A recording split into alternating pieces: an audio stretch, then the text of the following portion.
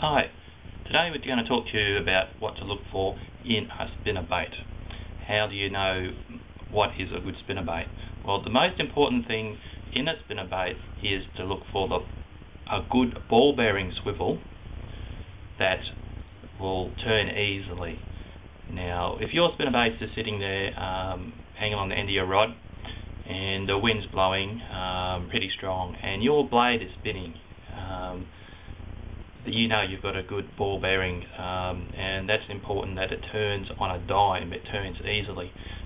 If you notice, and I often do when I go out fishing with mates, their ball bearing swivels don't turn as well, and that can be a difference of catching the fish or not, because it sends out better sonic vibrations and flash and light refraction with a better ball bearing swivel. So that's very important.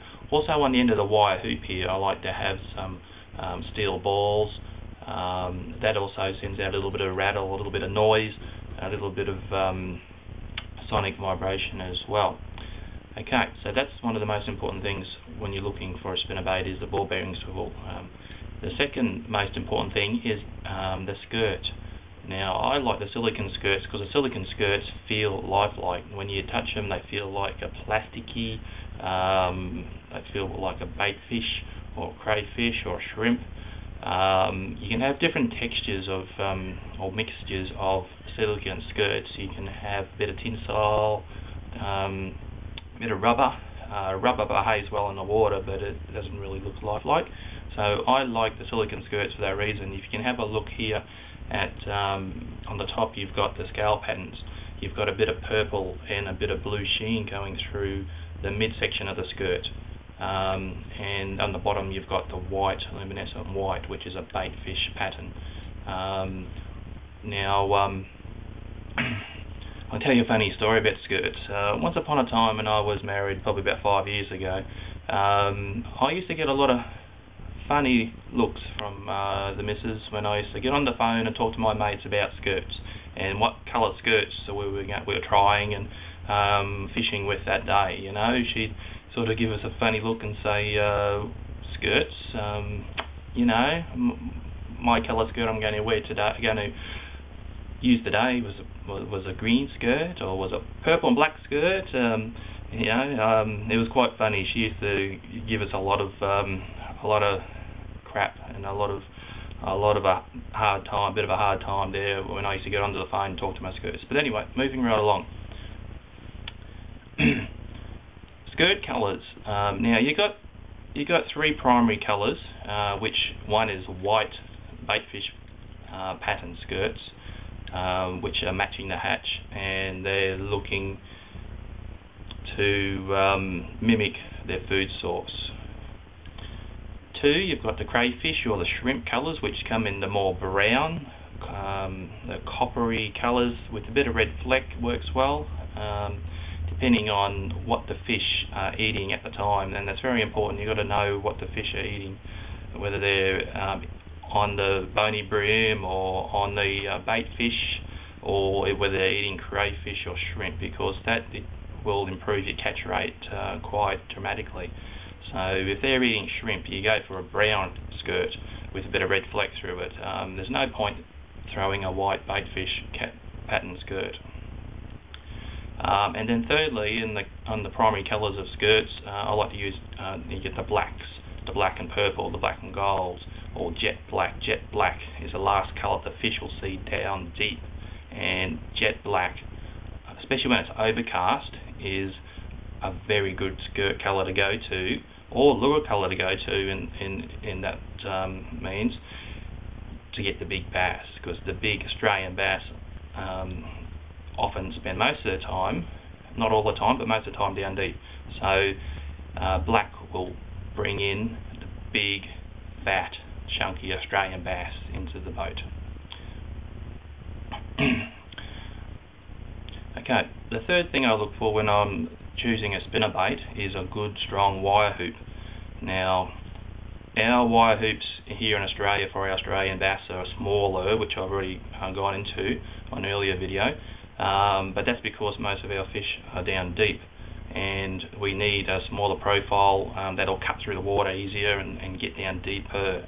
But I look for a good strong stainless steel wire, something that's going to, if I had a fish and I had to grab the wire, would take a good fish and won't bend, and one fish and you got to throw it away. It's going to be able to be strong, and it's going to take the punishment of hitting rocks and timber, snaggy structures.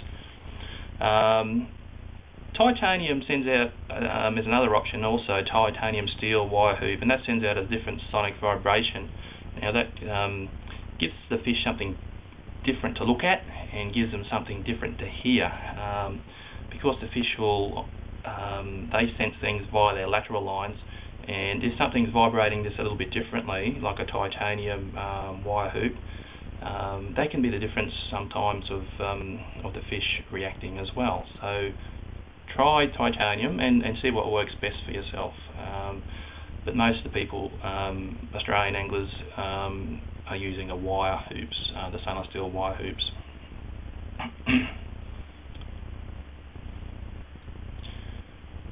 Okay, the blades are also very important. If you've got the 24 carat coated blades, rather than a coated cheap 24 karat gold that flake off, they're not going to spin obviously as well. So you want a good quality blade, whether they be nickel coated or whether they be 24 karat gold or gold plated.